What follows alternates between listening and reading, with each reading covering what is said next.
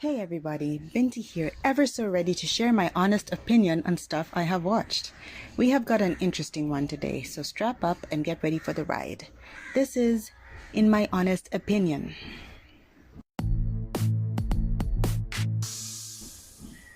So today we will be going through a Christian movie that came out in 2017, The Resurrection of Gavin Stone.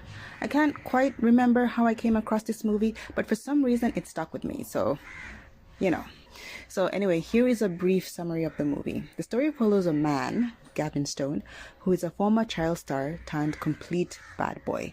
After causing destruction at a wild party, he is sentenced to community service at a church in his hometown. And this is where his life begins to take a turn. Okay, so fast things fast. Let's talk about the director. You probably know him by his acclaimed work, The Chosen. Yes, Dallas Jenkins is the director here. Fun fact, his dad is Jerry B. Jenkins, the co-author of the Left Behind book series. You remember those? One of the highest selling book series of all time, Mr. Google says. Okay, so now we know who directed it, so let's take a look at who acted in it. We've got Brett Dalton acting as Gavin Stone, or as some people may prefer to call him, Ward from Marvel's Agents of S.H.I.E.L.D. Next, we've got Anjelah Johnson acting as Kelly, and of course we know she's going to be Gavin's love interest. Fun fact, she actually is a comedian in real life. Next, we have Neil Flynn acting as Walton, who is Gavin's dad. And for those of you who watched Scrubs growing up, you may remember him as the janitor. And finally, we have Shawn Michaels himself, representing both the WWE and my childhood in all of its glory. Yes, that's Shawn Michaels. Alright, so we've laid the groundwork. Now let us dive right into it. The movie begins with an exposition courtesy of a reporter on some TV show. She basically lets us know of Gavin's childhood and wild behavior that began when his mom died. And after that, we are taken to the sheriff's office where Gavin, has been brought in for some wild party he threw the previous night.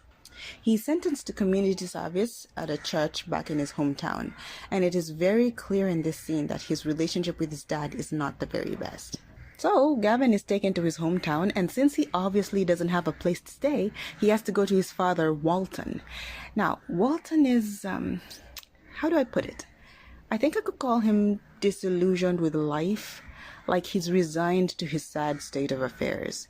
He gives his son the best welcome he can come up with, which is the equivalent of that cold blank stare a toddler gives you when he doesn't want to reciprocate your warm greetings. You know those ones? So he allows Gavin to stay, but it is very clear that he long gave up on his son and the wild lifestyle he's been living. Yep, dude is not planning a welcome home party at all. And can I just say something real quick? Neil Flynn here is the stark opposite of how he is in Scrubs.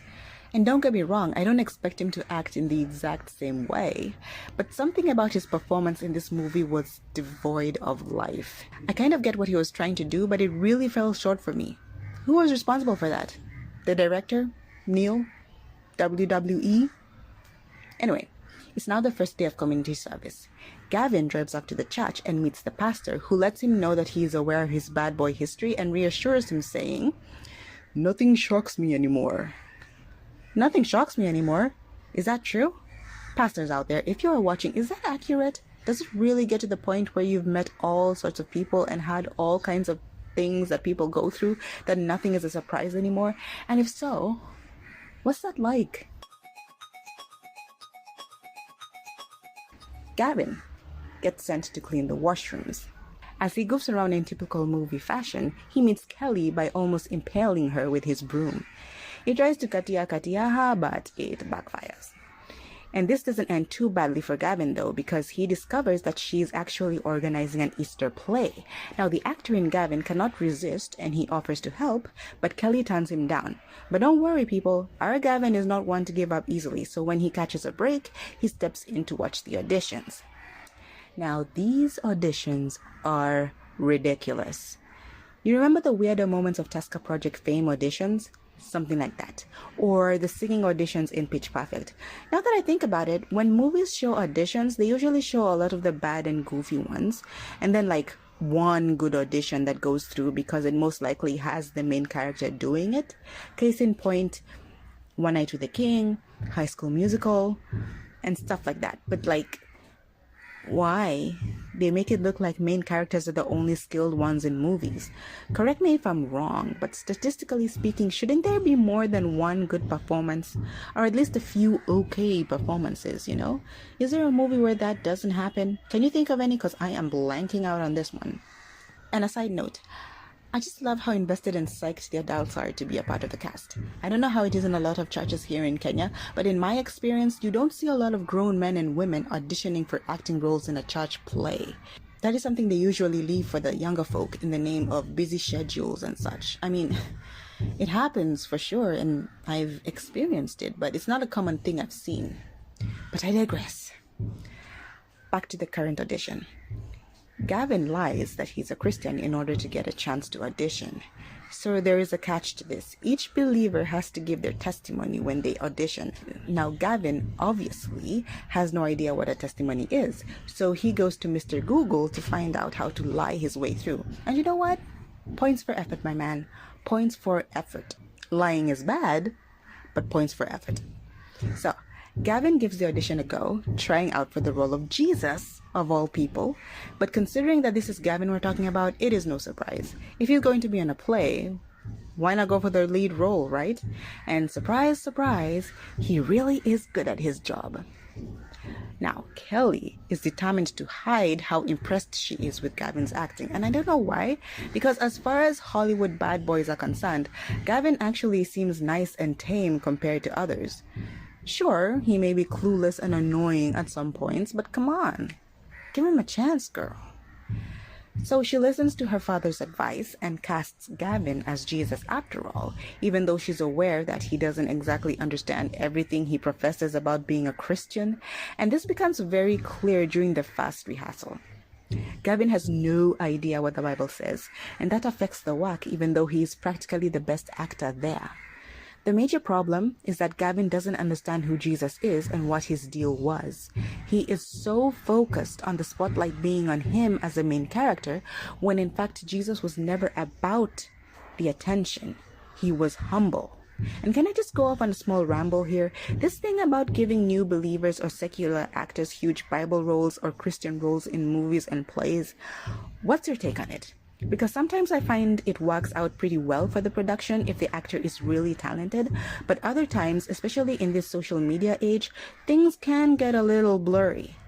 I'll give an example. Let's take that movie Samson and Delilah by C.C.B. DeMille.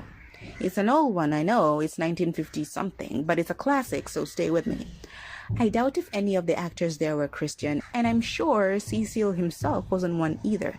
But there was a certain reverence for God in the acting, in the script, and even in the score that is no longer a thing nowadays.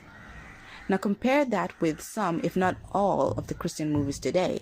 Because of how accessible social media has made actors, the weight and credibility of Christian movies is affected because actors are now becoming influencers and therefore spew out their beliefs however they want and whenever they want without getting a filter to go through their content.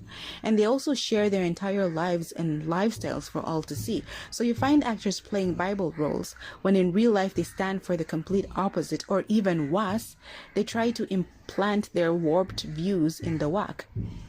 And not just actors, but the crew as well. Case in point, Exodus Gods and Kings. Like, what? Are there no skilled Christians to fill these roles? Yeah. Now, about Gavin, granted, Kelly actually believes that he's a believer, just a very new one who doesn't know much. And her reasoning behind giving him the role of Jesus Christ is that she hopes it will teach him and draw him closer to God. Now, whether this is a good or a bad thing, I'd like to know what you think about that. What about the risk of badly portraying Jesus? You know actors and their obsession with taking artistic liberties. And even if you say that it is the director's job to make sure the actor portrays the character right, it still is a ministry, isn't it? Especially in this context where it is a church production. So at what point does skill give way to ministry? I'd really like to know what your opinion is on this, but until then, let's get back to this. So the rehearsals are over, and some of Gavin's castmates invite him over for a fellowship at Shawn Michaels' place. Here they call him Doug. Now they win him over with the prospect of getting tea on Kelly. Now at Doug's place they order pizza, and when it arrives, Gavin is asked to pray for their meal. It is, no, just take a listen. I'll read it out for you. So he tells them to take a knee and begins, and I quote, "Dear God, as we head into battle every day, we know it will not be easy. But even though our enemies, like the devil, may try to take our lives, they will never take away our freedom. Thank you for this glorious feast of cheese and bread, pizza and fellowship. Amen." End quote. Now let me ask you a question. Is it really that bad in real life? We see this a lot in secular movies where a non-believer is asked to pray. Case in point, Sister Act. You know what scene I'm talking about, millennials. "Yea, though I walk through the valley of the shadow of no food, I will fear no hunger," and so on. You remember that, right? But this is a Christian movie we're dealing with, and humor is still being brought into prayer, so that's why I ask, do non-believers truly give such bad and funny prayers? Is that a thing? Have I been sheltered too much growing up? And whoa. Minute 28:20. Look for the movie and pause there, please. Is that guy eating pizza with a knife and fork? So anyway, as promised, the fellas give Gavin the down low on Kelly. She's just a standard pastor's kid, super engrossed in church. It's practically her life.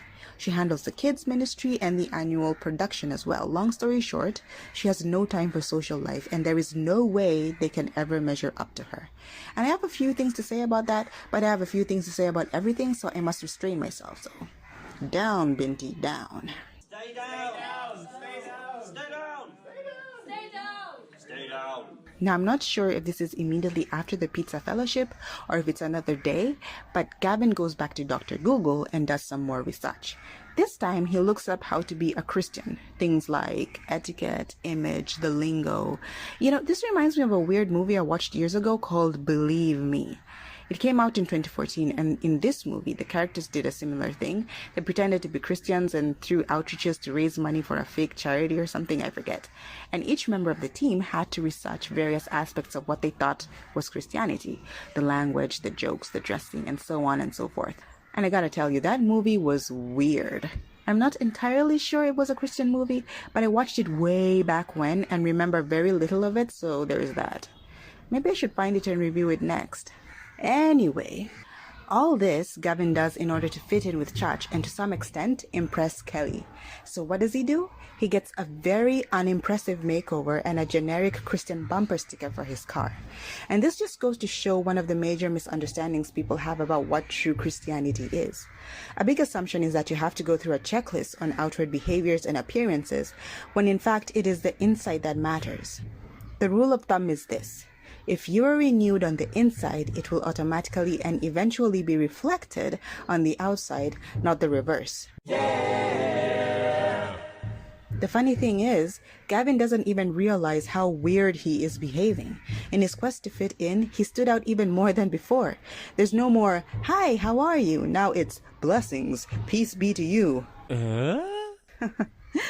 What corner of Mr. Google did you venture, Gavin? I don't know. As expected, the usual first-time church-going shenanigans happen. He watermelons his way through the songs. He doesn't know what to do during Holy Communion. He has no clue what the offering basket is about, and etc, etc. And just an overall observation, it's interesting how the world expects there to be a certain etiquette in church attendance when actual Christians are so laissez-faire about it. Now, in the next rehearsal, Gavin comes dressed in character, and I've got to say, he kind of nails it. And honestly, I just have to appreciate the fact that he took the play seriously, and he took his role seriously. He clearly didn't come here to play. Pun intended. Yay. Another thing I have to appreciate is that he never once looked down on his castmates, even if they were terrible. In fact, he even gives them some coaching. He actually proves to be a good teacher, this Gavin. Patient, willing to listen, gentle. He genuinely wants his castmates to improve, and the advice he gives them is quite good. And this brings me to another question. You see, Gavin points out that we Christians tend to talk funny. Hey man, Watch your step. Yeah! I'll let him tell it. I wouldn't want to put words into his mouth, so let me just read you the actual quote of what he says. Guys, we're not on stage in the 16th century. Christians talk so weird all the time, don't they? Don't we? But all the great stuff we have to say won't matter if no one can understand us. End quote. Now there you go. Is that a true or a fair point? Is that still how the world sees us in this day and age? That we speak and nobody understands? Or is that just a stereotype people choose to stick to? And if in fact it is an accurate point, then why do we alienate people from Christianity with our lingo? If I remember correctly, when Jesus preached, he just spoke. Why can't we, his followers, do the same thing? And why can't we just speak without the need to embellish everything? And let me go on further on this question and ask, is it simply about the words we use, the semantics? Or is it more about the theological terminologies we use without realizing that not everyone understands them? Enlighten me, please. So, the rehearsals wear on, and Gavin still doesn't get who Jesus is. He keeps pushing things farther and farther into the realm of spectacle until Kelly snaps. Enough is enough. She be like, Jesus wasn't about spectacle. He was humble. He made himself low.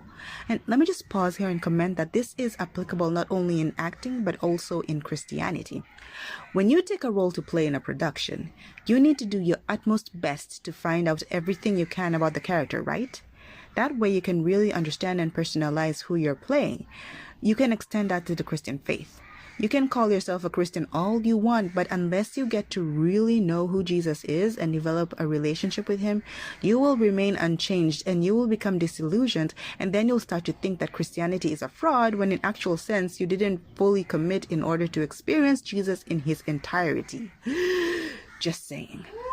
Anyway, upon some convincing from her dad, Kelly agrees to let Gavin help her with the production and promises to be more open to his ideas if he promises to learn more about the character he's playing and also helps them to get back on track. And this is wisdom because at the end of the day, Gavin is a seasoned actor. They may as well take advantage of his experience and know-how.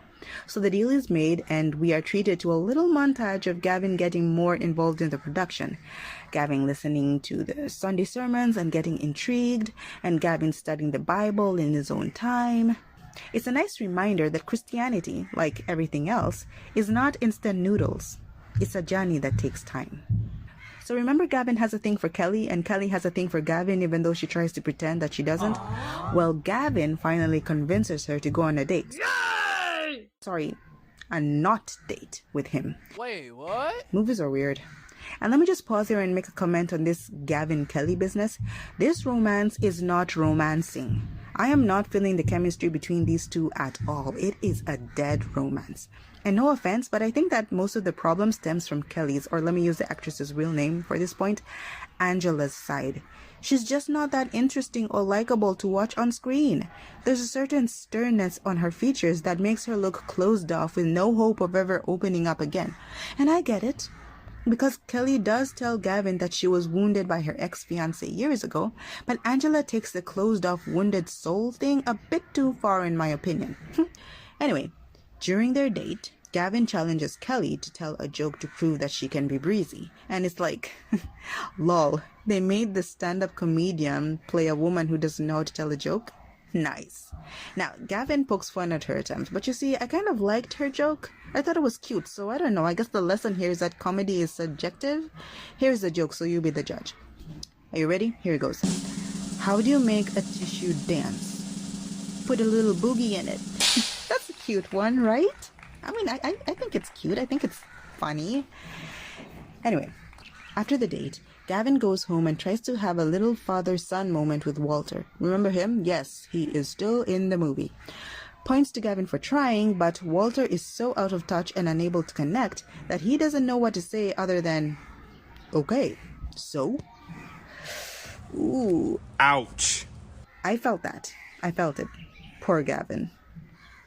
So as days go by, Gavin starts to have genuine questions about Jesus and how he lived.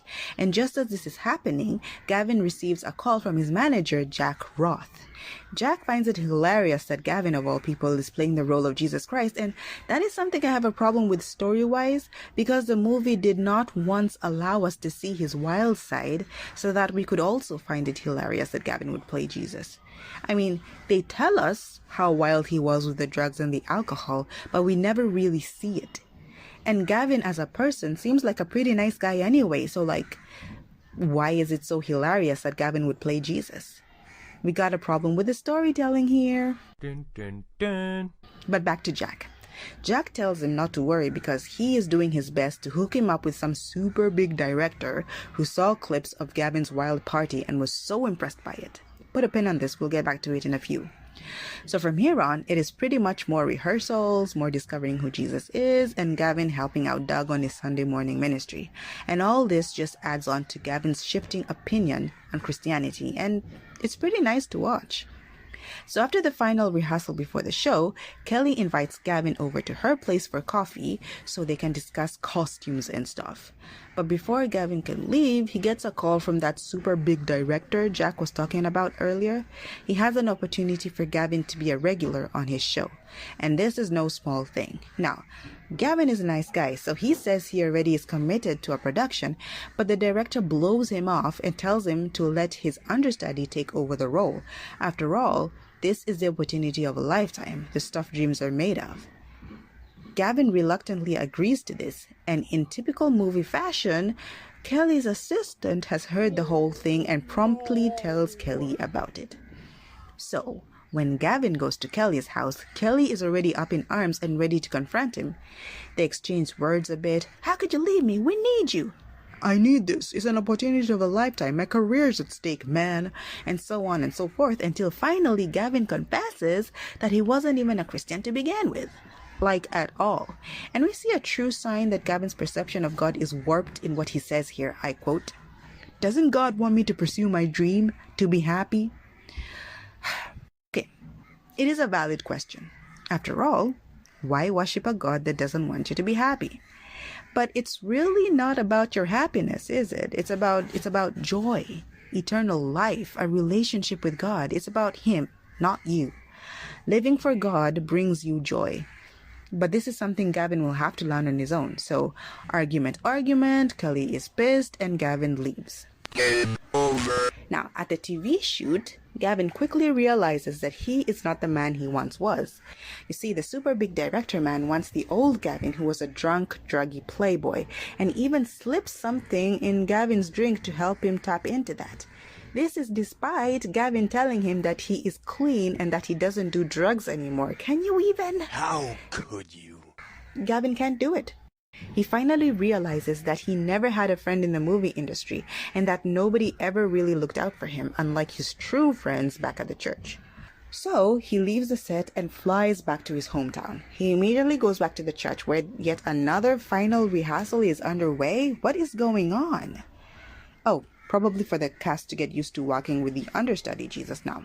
Anyway, Gavin apologizes to Kelly and the cast by extension and is accepted back not only into their lives but also to playing the role of Jesus. And he's touched by how they take him back in, just like that. He gets to experience grace firsthand. How awesome is that? Now, moving on to the D-Day, the place is packed. Whoever their marketing manager is, give me their number. I need to shake her hand. Anyway, the play starts. The production quality alone. Wow. Goals. I want that budget. I want those resources. I want that manpower. I want everything. I want it all. And that's the thing. The church invested in their production. It valued the production enough to back it substantially in order to produce top-notch work that had such an amazing impact on the audience. And I love that about this church. We need more of this, please. More. By the way, I noticed that the play montage was without a soundtrack except for the moments where Gavin himself was having a moment of revelation. I found that very interesting and impactful, effective. And throughout the play, we see Gavin's thinking change, and we see things click in his head concerning grace and the love of the world versus the love of God. Could it be that God allowed Gavin to play the role of Jesus so that he could reach him in a way he wouldn't ignore? Shout out to my question way back when. So during the crucifixion scene, as Gavin is hanging on the cross, he surrenders everything and gives his life to Christ. It is a really touching scene and worth everything we watched to get to this point. So the play ends with Gavin having become a brand new man. Amen to that. And side note, if this play was a real thing, I would totally pay to watch it thrice, no doubt. So now we've got a standing ovation. And in a happy turn of events, Gavin's dad Walter is in the audience as well and looks both surprised and proud of his son. He stands along with the rest of the audience as he joins them in the clapping.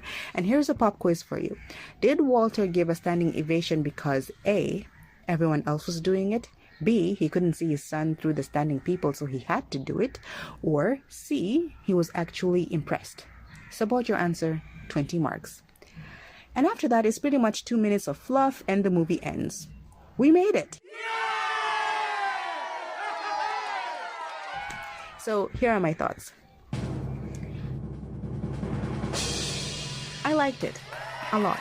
It was a good, enjoyable watch. And as to the portrayal of Jesus and what he was about, I think they did it pretty well.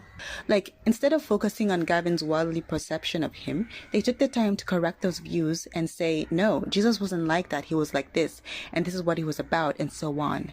That was a really good, important thing that they did. And secondly, for those of you who don't like preachy movies, this is not one of them, so you can totally check it out. And I find that very interesting because one would expect extra preachiness here since 90% of the movie happens in the church. Kudos to that. Now, the acting was also good on the most part, and I say on the most part because Kelly and Walter just didn't work for me. Kelly had no spark and Walter was just dead. He acted well, just not appropriately.